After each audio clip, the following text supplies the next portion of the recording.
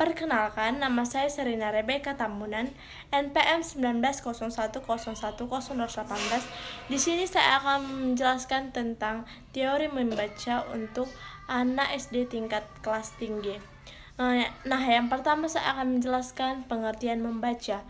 Membaca adalah suatu proses yang dilakukan serta digunakan oleh pembaca untuk memperoleh pesan yang hendak disampaikan oleh penulis melalui media kata-kata atau bahasa lisan. Tujuan dari membaca yaitu yang pertama yaitu untuk mengetahui informasi, yang kedua untuk memupuk keindahan, yang ketiga untuk mengisi waktu luang. Ada dua jenis dari membaca. Yang pertama yaitu jenis membaca nyaring, kedua membaca dalam hati. Yang pertama yaitu membaca nyaring adalah membaca yang dilakukan dengan bersuara. Membaca dalam hati yaitu menggunakan ingatan visual. Membaca dalam hati terbagi menjadi dua, yaitu membaca ekstensif dan baca intensif. Membaca ekstensif dibagi menjadi tiga, yaitu yang pertama membaca survei, yang kedua membaca sekilas, dan yang ketiga membaca dangkal. Sedangkan membaca intensif terbagi menjadi dua bagian, yaitu membaca telaah isi dan membaca telaah bahasa. Nah, selanjutnya di sini saya akan menjelaskan tahapan membaca. Tahapan membaca ada tiga bagian. Yang pertama yaitu tahapan prabaca, yang kedua tahap membaca, yang ketiga tahap pasca baca. Tahap prabaca adalah kegiatan pengajaran yang dilaksanakan sebelum siswa melakukan kegiatan membaca. Dalam kegiatan prabaca ini, guru mengarahkan perhatian pada pengaktifan mata yang berhubungan dengan teks bacaan. Yang kedua, tahap membaca. Setelah kegiatan tahap prabaca, maka selanjutnya dilaksanakan tahap membaca. Pada tahap ini, banyak sekali variasi yang dapat dilakukan guru untuk melakukan tahap tersebut. Dan yang terakhir yaitu tahap pasca baca. Kegiatan pasca baca merupakan tahapan pembelajaran membaca yang bertujuan untuk mengkaji kemampuan membaca sekaligus menguji ada 6 metode membaca. Yang pertama yaitu metode turnamen membaca.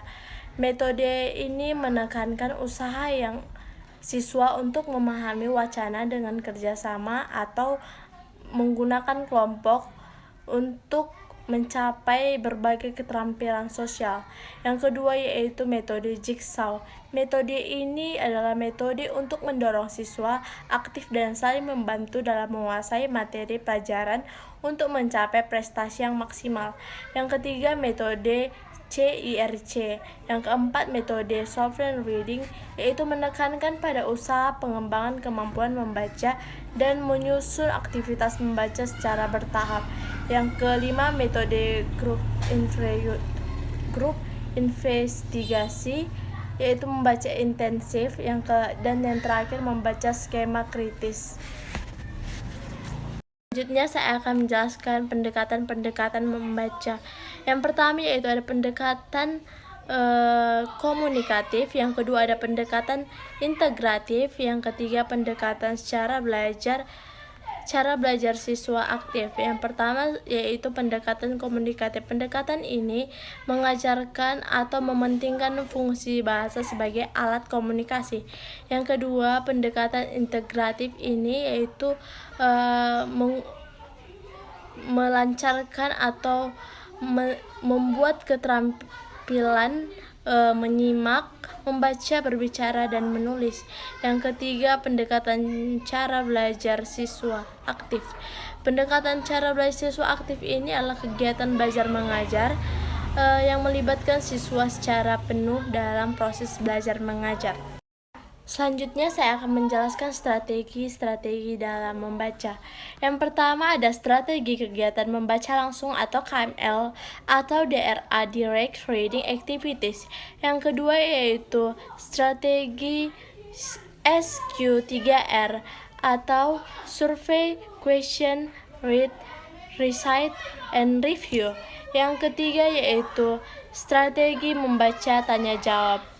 Keempat, strategi penghubung pertanyaan jawaban atau PP atau bisa juga QAR, Question Answer Relationship. Dan yang terakhir yaitu ada strategi pengelompokan dan pemetaan isi bacaan.